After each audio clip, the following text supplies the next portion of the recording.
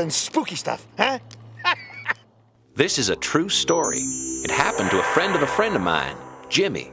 June 12th, 1975 it was, when Jimmy learned he failed grade 10 for the 4th time. But he was not in a good mood for the high school disco dance. Still, he maintained a solid gold chain, polyester packing delinquent in a cheap white suit persona in the face of adversity. And he sure could disco dance. Every girl in that high school fell in love with Jimmy when they saw him shooting his cuffs and strutting his stuff, and the boys became real jealous. Especially Big Biff, the all-star fullback who turned into an ape on the dance floor. But then, Biff's honey, Susie Q, cut in on Jimmy, who took Susie into his arms and lifted her over his head.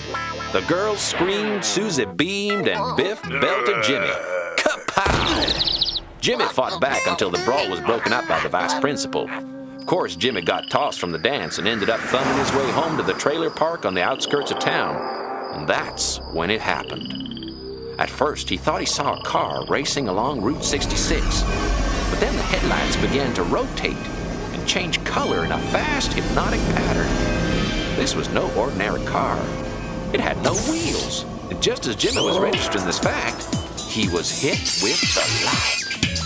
He came to in the middle of exploding mirror balls, flashing plastic floors, and pulsating bass notes. Jimmy was in the disco of his dreams. At first, he was not real sure what happened. Standing in a flashing neon archway was Cara Mia. Her 3 cinnamon eyes flashing, chartreuse hair exploding in a gorgeous bouffant, and her light blue complexion accented with a bright splash of gold leaf eyeshadow. She was wearing 6-inch purple platform shoes, and she needed them, since Cara Mia was barely 3'8". For the first time in his life, Jimmy felt like a giant. Cara Mia winked her middle eye at him and sang, "I'm glad you're here to meet and greet. You can tell by the way I move my feet. I need some help with this earthling beat. Can you teach me the hustle? That would be neat." Her parents brought Jimmy to their space station on the dark side of Mars to teach her to dance. Jimmy couldn't have been happier. He took Cara Mia out on the floor.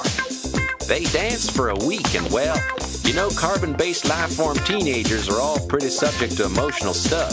So it didn't take too long for Jimmy and Cara Mia to be going steady and talking about maybe even getting engaged.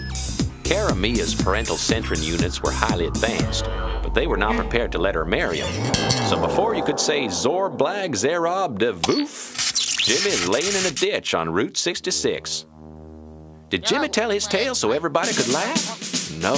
Jimmy kept his mouth shut, got a crew cut, a library card, and before you knew it, he was topping the honor roll. He went to university on an Air Force scholarship, and by 25, James had a PhD in astrophysics and was a top-rated flyer, chosen to be the astronaut on Project Red Planet, the first manned deep space probe to Mars. The first 12 months in the Red Planet module were uneventful, but on February 14th, the RPM passed behind Mars. For 3 hours, there was no communication with the spaceship. When the module came out from behind the Red Planet, all that could be heard from the RPM was the soundtrack of Saturday Night Fever. And when the capsule splashed down to the South Pacific, the RPM was empty, except for a pair of purple pulsating woman's platform shoes, size 1. This was a true story. It happened to a friend of mine. And James, I guess he had a close encounter of the 4th kind, love.